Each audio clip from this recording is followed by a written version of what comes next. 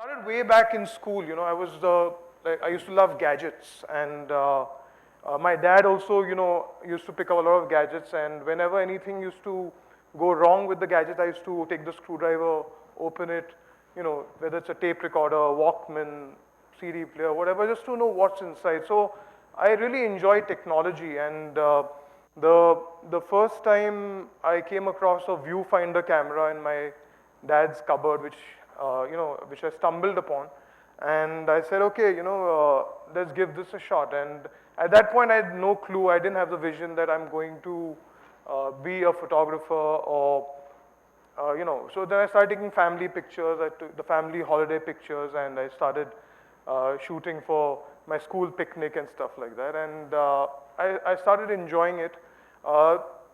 Sooner, I started getting obsessed by it, and then in those days it was film. So I used to, cost of film, processing, printing was quite expensive. So then I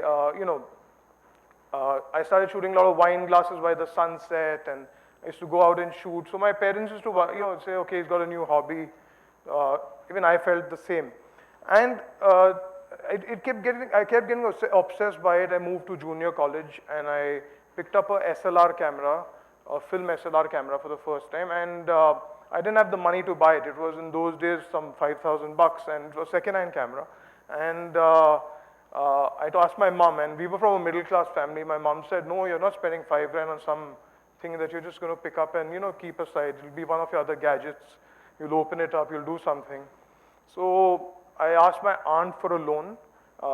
My mom actually gave the money to my aunt to give it to me, so that I had to repay that money, because I realized the value that, okay, which I found out much, much later. My mom has tricked me. My first car that I bought also from my dad, I had to pay him full amount as a new car, although it was second hand, So I realized the value of money at a very early age, and then coming back to photography, I started shooting audio visuals for my college. I started shooting friends who were aspiring, wanted to be models, and I used to charge them the material cost of film only. And so it was giving me a lot of thoughts on what to do. Go out, wake up at 5 in the morning, go out, shoot sunrises.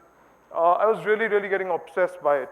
After my 12th standard, actually just before my board exams in the 12th standard, I went to Sumit, who's my ex-boss, who's a good friend of mine right now, and I asked him.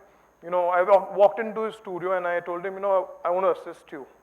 So he said, I don't keep summer interns. If you were just thinking of this 2 months and all, I'm not going to keep you for that. I said, no. So he said, what about your college? At the spur of the moment, I said, okay, I'll quit college after 12th. I'll do correspondence and I'll start working with you. I had not discussed it with my parents. So he said, you sure? I said, yeah, I'm sure. Because when I walked into that studio, when I walked into that space, I saw that the pictures on the wall, and I said, this is something I really enjoy, something I would really like to do. And I go back to my parents. We had a Bombay dyeing shop, like he introduced, and from school days actually, we used to go to the store on Diwali, on these busy days, and help my dad, because there was a lot of rush at the shop in those days, and we used to, so I can actually still measure and cut cloth even now. I just did it for my daughter the other day. Then I told my dad, okay, I have 3 years. I told my mom that I have 3 years of senior college left, and I'll do BCom through correspondence, and 3 years I'll work with Sumit, and if it has something for me, great. If not, I have the business to fall back on, which is my easy way out.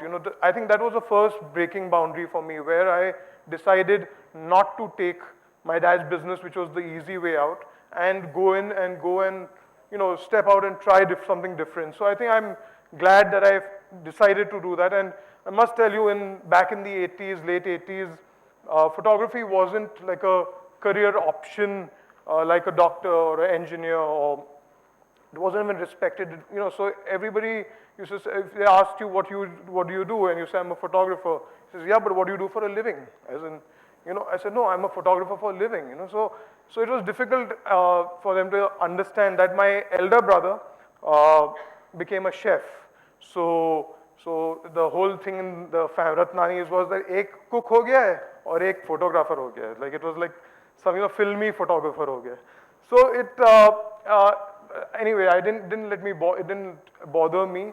I must tell you this, that a lot of my friends, when I dropped out from 12th standard, came to my home and told my parents that, you know, you don't know this fashion industry, it's got models, it's got drinking, it's got drugs, it's got etc., etc. So my mom said, I mean, what is the guarantee that he won't do all these things, even if he's not a photographer, which I respect her for, because to think in those days that, you know, it's okay, let him try it for 3 years. So I am really, really thankful, and you know, with the support of my family, I could break those boundaries and go ahead and do what I loved. I started assisting Sumit, and sure enough, I saw all these things what my mom was worried about. But I can proudly say I didn't even, till today, I haven't even tried a puff of a cigarette. So, you know, so I was, I lived up to my reputation. I was like, people thought I'm a misfit in the industry, because, you know, it's suddenly a guy who's, I could hardly speak to girls when I was in school, you know, suddenly from not able to even communicate, from not even, you know, look a girl in the eye when I was in school, suddenly I have to tell the girls, okay, you know, you need to wear this, or you don't need to wear this, or whatever, you know, the shoot may be. So, so it was quite a journey, it was quite a transformation for me. And then the 4 years with Sumit that I worked with were very, very interesting. I learned a lot about, when I started on the first day of the job, you know, he told me that in these 3 years, we had committed for 3 years. I said, in these 3 years, you will learn a lot about life. You know, you will come as a boy, you will go as a man. So I said, yeah, whatever, you know. But it's sure enough, the first day we went for the shoot, it was at 5 in the morning call time, and I had to take a train from Bandra to go to Colaba. That's where studio was, and you know, so first day itself opened me up, like thinking, oh God, you know, I haven't seen life like this on the train, railway tracks, and seeing all these places gave me inspiration. You know, I started writing down locations, so many visuals that I saw on the street. Then I incorporated in my photography. Like I would see a truck, I would write it down. So then I've actually used all these props in my calendar shoots. I'll show a small video to you all about my calendars. It's a 2-minute video, then I'll come back to how much fun we have at the shoot and how much hard work it is. Yeah. We'll see the video, please.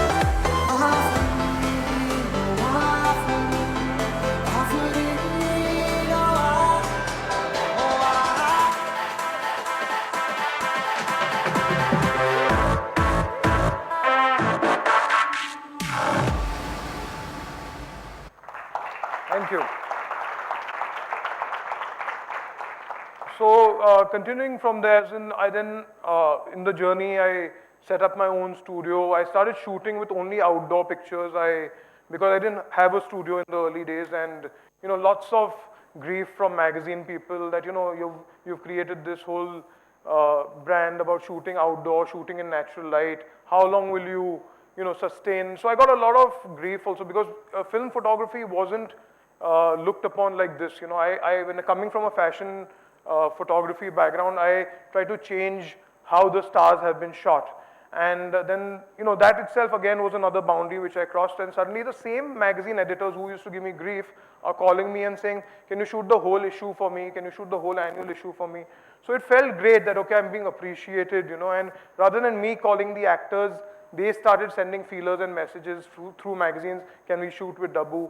So I think to create a signature style for all of us is very, very important. In these 20, 23, 24 years, I've seen that a lot of people have come and gone as photographers, but the guys who have stayed on is some people who have created like a signature style. So for all of you, I mean, my motto when I go for a shoot, even today, like we do this calendar that you see, this is in the 19th year, we just released the 19th calendar, and I try to go through, prior to this calendar, we had done 444 calendar shots in the last 18 years. So I go through those and I see, okay, how do I beat myself? How do I outdo what I've already done?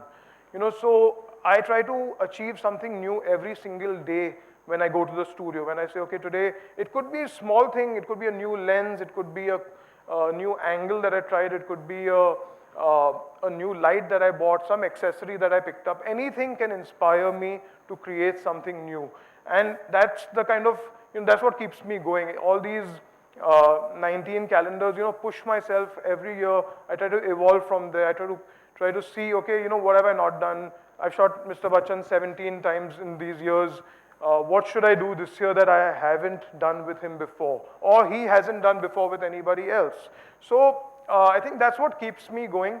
And then actually before this, when I got married, everybody told my wife and me that shouldn't work together because she handles everything else. I just take care of the creative zone, and she takes care of start to finish everything else. So, a lot of people said, wife and husband working together, it's a complete no-no. So for the first 2-3 months, she continued her job in Times of India. And then she came one day to the studio and she took care of replying to my some 1,400 emails which I had not replied to, So I said, that's it. From tomorrow, you're not going back, So you're going to stay with me.